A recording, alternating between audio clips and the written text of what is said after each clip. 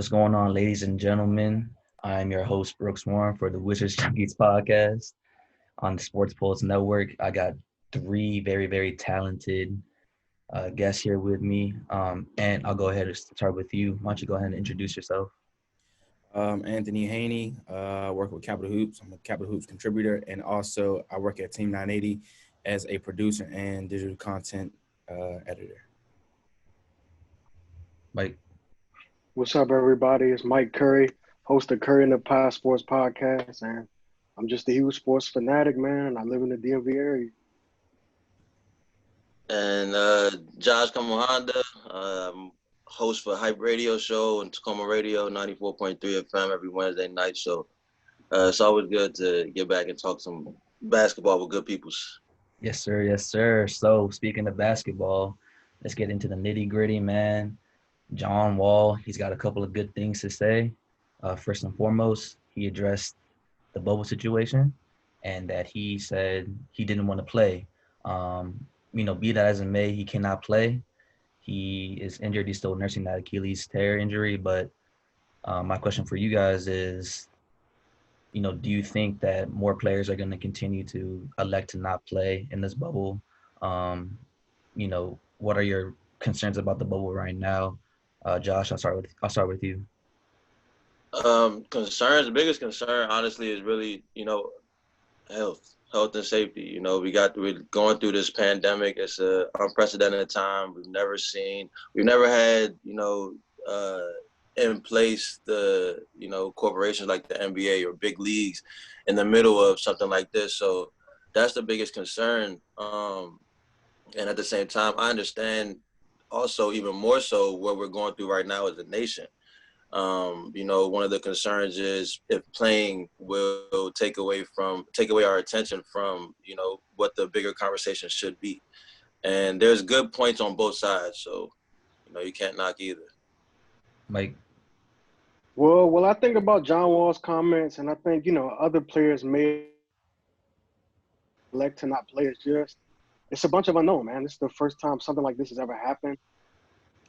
Another thing is it's tough to just turn that switch on and off like that, man. You haven't played since March, and then you got to just come back and play and get back into game shape. Like, I think a lot of people, are scared that, they might get injured, man, because, you've been out of game shape for so long. And, yeah, it's just a bunch of unknown, man. For sure. To Josh and Mike's points, I think health is definitely the main reason John Wall said he wouldn't want to join the NBA restart.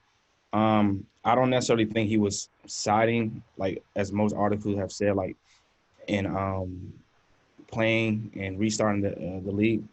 But I just feel as though what Kyrie was getting at is just more so the message at hand globally and nationally with this Black Lives Matter movement. And John Wall, he's necessarily like just focusing on the health. And I think more players, like if you feel your health is at risk, I don't think you should elect to play. And I'm all in for what John Wall is saying, but I don't fully agree with what Kyrie is saying because this has been going on for centuries. The social and racial injustices and our ancestors, the people that came before us, they couldn't just say, all right, I'm about to just sit down and not go to work because guess what? They had to provide and stuff like that. And I think Kyrie and other NBA players that have, gotten $40 million, $30 million a year, like it's easier for you to say that as opposed to somebody who's struggling first, second year in the league and they live in paycheck to paycheck. I'm sure you guys saw what CJ McCollum said about, I want to say like 70, 80% of the league living paycheck to paycheck. So like this matters and, it's different means. So I think health is I would give a pass for like a health concern, to be honest. Mike, I want you to follow up just on what Ant was mentioning about how, Yeah, Kyrie absolutely. being critical of Kyrie.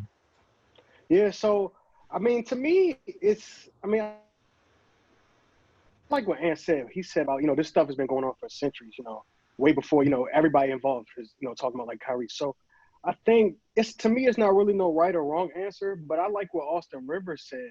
similar to what CJ McCollum said, like a lot of the guys in the NBA, they haven't made the money that Kyrie Irving has made. Kyrie's on his second big deal. You know, he had his big deal before LeBron came back, and now he just signed a max deal, excuse me, with Brooklyn.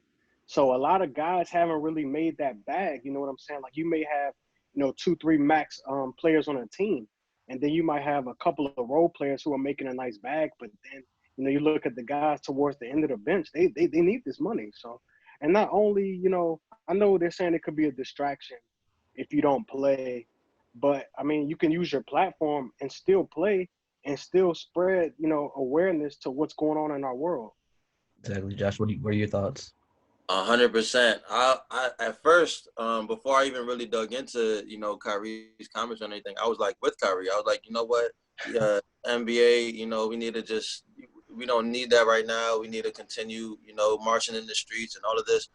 But after kind of hearing a lot of different opinions and hearing a lot of just options, I feel like it'll be smart. Like we've never had leverage like this in terms of a group of Black people having the world's attention. We've never had it like this. So I think that there's a responsibility that they have as players, you know, to work this out, to find a common ground because, you know, like we said, Austin Rivers has a lot of points. And, you know, CJ McCollum, he made a lot of points. A lot of these players aren't, you know, you got John Wall and Kyrie speaking out. You don't have, you know, Spencer Dinwiddie or, you know, the mid-tier guys speaking out on stuff like this.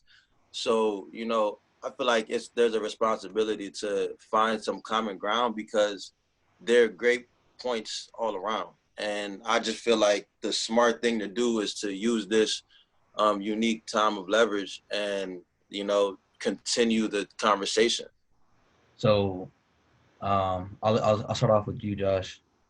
Do you disagree with the fact, or do you agree with the fact rather that it would be a distraction that we need to continue to keep all arms and keep all fight on what's going on with this pandemic, not only with the pandemic but with the civil unrest? I think it depends. I think, you know, the way you go, if you just start the NBA season back up, like, you know, back at as it would have been in May, you know, that doesn't help the situation. That doesn't help the movement. But if in every message that you, or in every opportunity you have, you're sending a message that, you know, Black Lives Matter, or we're not leaving this conversation behind. You know, you can have warm-ups with messages on it. You can, you know, put things on the courts. You can have commercials, every single commercial break. You know, just there's things you can implement every step of the way so that the message doesn't get lost. And I feel like it's just about how you do it. I feel like it can't be a huge distraction, but it's just about how. For sure. And just going off of what Josh says, what are some of those solutions that you think could help move along this movement and, you know, keep it not be a distraction, or, you know, just continue to make things be known? Okay. I don't think necessarily it's going to be a distraction.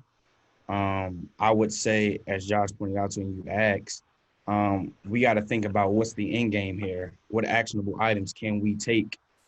And to be honest, I feel as though the NBA players, like if the league was to return, they could use their platform, but also they could urge the owners to, you know, help with this plight. You know, the owners want the league to come back, but guess what? What are the owners necessarily doing to, you know, let the players know that, hey, we're here with you as well? Like, we haven't really seen too many owners speak out and try to, you know, help come up with solutions for like what's going on. So I'm not sure who it was, but I read some player had was asking like, what are the owners necessarily going to do, because they're putting all this pressure on the players. And I feel like the players, in a sense, can use that as a leverage and say like, we're not going to play until we know that the owners are, you know, going to back us. Like, use it almost as a contingency. So, yeah. Mike, what are your thoughts, man? Yeah, man. Well said by both of you guys. Similar to what Anthony said, though, I don't really like using the word distraction. I don't really think that's necessarily the best way. And even if it is a distraction, it can be used as a good distraction. Like Josh said, you can implement commercials and stuff like that in the warm-ups, spreading awareness to Black Lives Matter. And then I was also thinking about this like the other day. Some people look forward to a game, like even when the season was going on, man, no matter what's going on in your life, you're like, oh well, at least the Lakers play tonight, or, at least LeBron plays tonight, stuff like that. And that's the main reason why I don't really think, distraction is really, the best way to put it. And then another thing is, Adam Silver, he's probably one of the most, I would say down to earth commissioners. Like he's never been shy about letting players, voice their opinions. So I really think, as long as they implement stuff like that, like what Josh said, then, it'll be used as more so as a good distraction.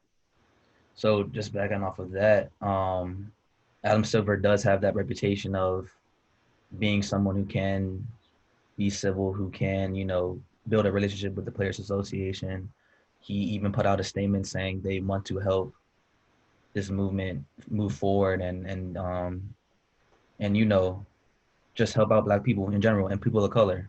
Do you think that was really a genuine statement? Do you think that this is something that he is someone that we can count on to help just move everything along, and not only be able to move everything along, but actually play basketball and not have it be, it's not, y'all don't agree with the word distraction, but make it not be a distraction? Mike, I'll let you answer that one. So to answer like the first part of what you said, yeah, I think what Adam Silver said was genuine. I mean, you look at he's been supporting these players for a while. Even when the Donald Sterling thing first happened, he was, real big on supporting that. So I don't really think. I mean, I think he's definitely been genuine about what he said. So yeah, I'll leave on that note. Josh, what do you think? I definitely. One thing I was saying on the show yesterday is these times are really exposing those who are genuine. Like, everybody's putting out PR statements and left and right, and you can tell who's genuine and who's not. A la Mike Gundy, you can tell he's not genuine, and people like Adam Silver, you can tell through his actions before all of this. Like Mike was just saying, like, years ago he's been in support of our causes and in support of just Black Lives Matter, the whole movement. So I definitely think Adam Silver is genuine, and I think going back to another point you made, he's just the most simply he's the most competent commissioner in sports, in my opinion. And what are your thoughts? I agree with Josh, man. Like, Adam Silver is definitely the most progressive in terms of the times. Definitely looking at the NFL, Roger Goodell, man, that dude, he's Good luck I with don't really them. have words for that man, dude. I really don't, because he's supposed to be the spokesman for the owners, and what he's dishing out and putting out reflects what the owners are thinking and stuff like that. So I don't really side with the NFL and the owners in that aspect in terms of them trying to be genuine about what's going on. But as Mike and Josh alluded to, Adam Silver definitely has, been progressive and stuck by our side. So I definitely think he's genuine in his comments. And yeah, I just feel like, yeah. So, Yeah, Man. If I had to choose a commissioner to lead my league, it definitely would be him. for real. for sure. So just moving along with this discussion, man. We also had the NBA rule book come out, the handbook, giving out, just that list of things that they want to do for each phase, the rules that happen, as the play goes on, working out, practicing, who you can hang out with, all of that. I just want to ask you guys, and I'll start off with Ant. What are your major concerns with this handbook? Do you think that it's going to be a lot of people? Shams Shanaria, he said that there would be a hotline for players who want to express concern about someone else violating the handbook rules and all that. Are there any concerns that you have with something like that, or just a handbook in general? My thing with the handbook, again, it boils down to comfort and players, being safe. And I feel like if there's, one person gets tested positive for it, now the whole, system is like flawed in a sense. And I just feel like it's a big risk reward situation. So you just got to look at it like, is the risk bigger than the reward? And I'm not really certain on this bubble. Like, in theory, it sounds good, but I'm still not 100% confident in this bubble model, to be honest. Josh, what are you thinking? I'm thinking like, I mean, I'm with you. I'm not like 100% confident, but one thing that sticks with me that Adam Silver said in that whole Return to Sports special that ESPN had, he said, a lot of the players, they realize that the alternative is either this bubble or we basically give in to this virus. And, with being athletes, there's a competitive nature and you don't want to give in to anything. If my blender's not working, I'm not going to let my blender beat me. Like, I'm going to find a way to fix this and get right. It's just small stuff like that. And I feel like, that's not really, that doesn't hit the nail on the head. But when you take that into something like this, I feel like, the bubble is not, I don't think anybody has a 100% confidence, in the bubble idea. But I think that it's the best, safest alternative that we have to returning to like Commissioner said, our old normal. And I think it will be doing ourselves a disservice if we don't at least try. What do you think, man? Yeah, you hit the nail on the head, especially with the last thing. We got to at least try. And I'm sure, they will make some tweaks if need to be. But, I mean, the NBA is probably like the first real major league that's starting back up like soon. I mean, I know WNBA is going to be starting back up as well. But, I mean, I guess they're sort of like putting together a blueprint. And, I mean, you could really only just try. So, I mean, I just hope, everybody stays safe and all that. But, yeah, you got to try. So I just want to circle back a little bit with the Kyrie and Avery Bradley, Dwight Howard, Melo comments. And someone brought up a good point yesterday on the timeline, Twitter timeline, saying that Kyrie's going to get the brunt of blame if something is to go awry as far as like players not wanting to play. But do you think Chris Paul deserves a little bit of blame for this and possibly rushing a vote, possibly rushing players to make a decision before everything was truly thought out? You've had the 80 to 100 player people talking about, the concerns about the bubbles, concerns about, extra benefits, concerns about not being able to see their family for up to 7 weeks. Yeah. With that being said, does Chris Paul getting kind of like, overlooked for this whole damage control situation? Is it because he's the NBA PA? Yeah, he's an president? NBA. Yeah, he's a Players Association president, and Kyrie's one of the vice presidents. Oh, I didn't know that about Kyrie. To answer the question, I don't necessarily think Chris Paul's gonna be, or he should be getting ridiculed for pushing a quick turnaround vote, because at the end of the day, like, there's a timeline like of things. Like, already it's projected that the season is gonna run into mid to late October, and then they want to quote unquote start the next season in early December. Like, at the end of the day, like, it came down to him making a tough decision, and that decision, was just like was going to work out for them to be able to finish this season and then start the next season. Now, if a lot of the players say that they don't want to play, and it's going to be a distraction, and Kyrie gets blamed and stuff like that, at the end of the day, like, he just been a martyr for his cause, just like Colin Kaepernick was for all African Americans. Going up against one of the biggest leagues in the world, in the NFL. He was a martyr for his cause, and it ended up leading to him getting blackballed out of the NFL. But guess what? It paid off in the end, and now we're looking back, and now Colin Kaepernick's, who he is. So, I mean, yeah, that's where I'll leave it. Mike, what do you think?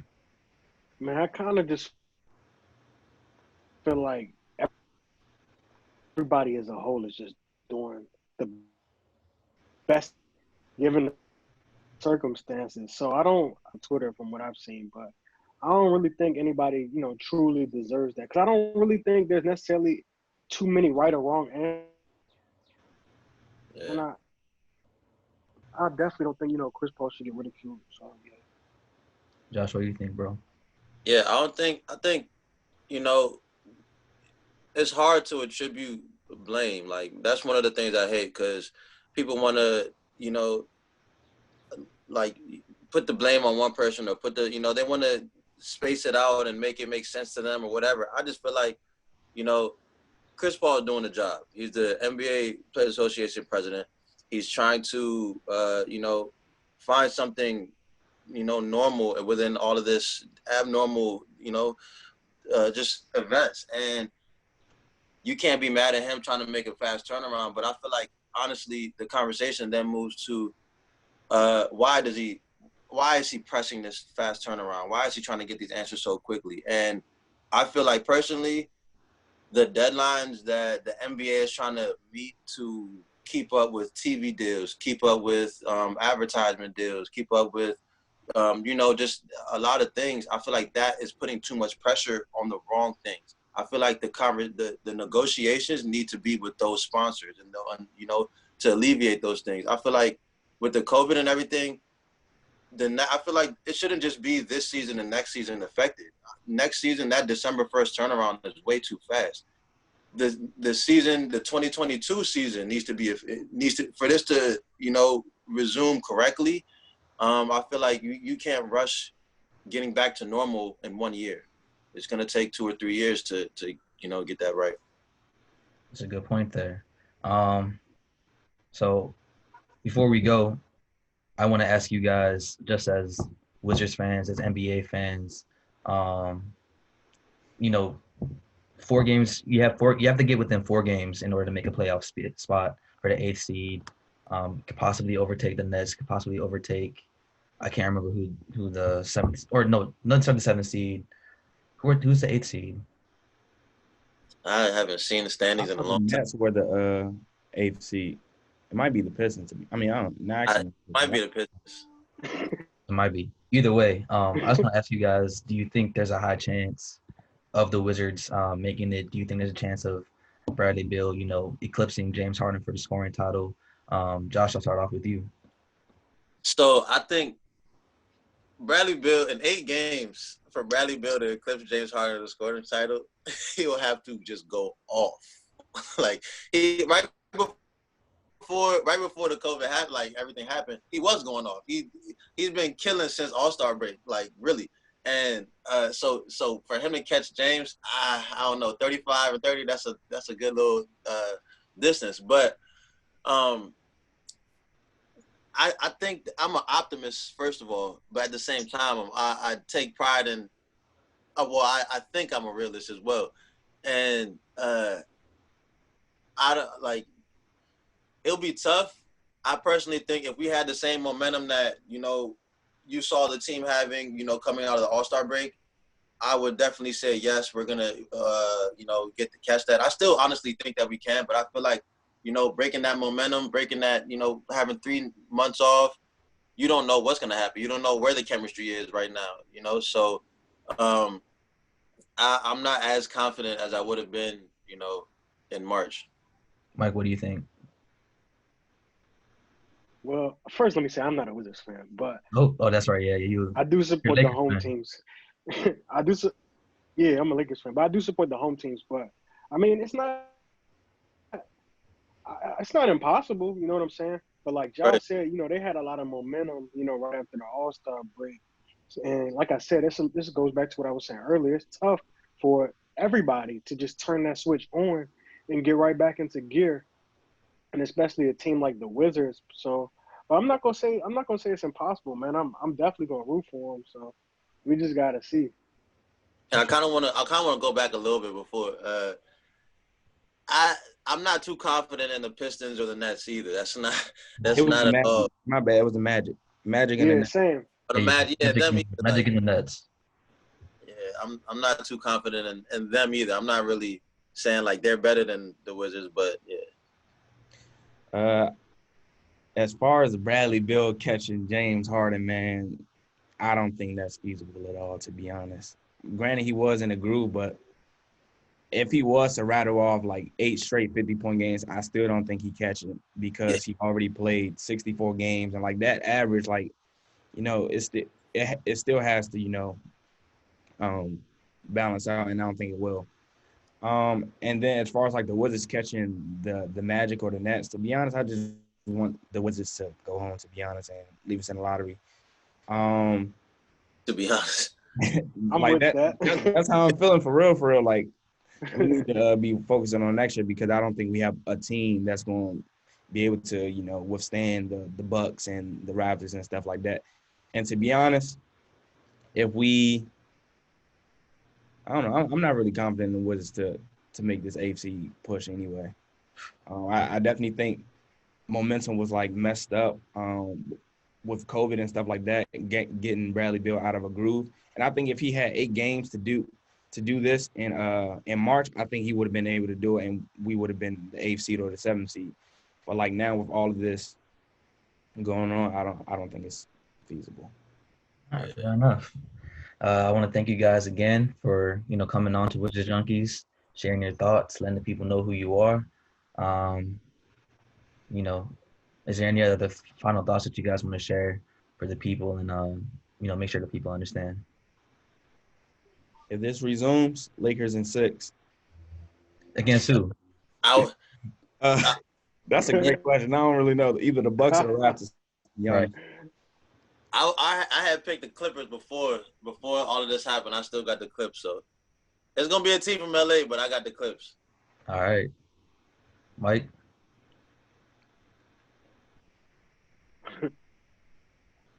I can't bet against LeBron, and that's my team. You already know how I'm rocking. For sure, man. That's All right. true. Thank you guys for coming on once again, and we are out. Bang. All right. My guy or gal, thanks for watching this video. Don't forget to like, subscribe, comment, hit the notification bell, and share this video for the latest on sports, progressive politics, and pop culture. Slap.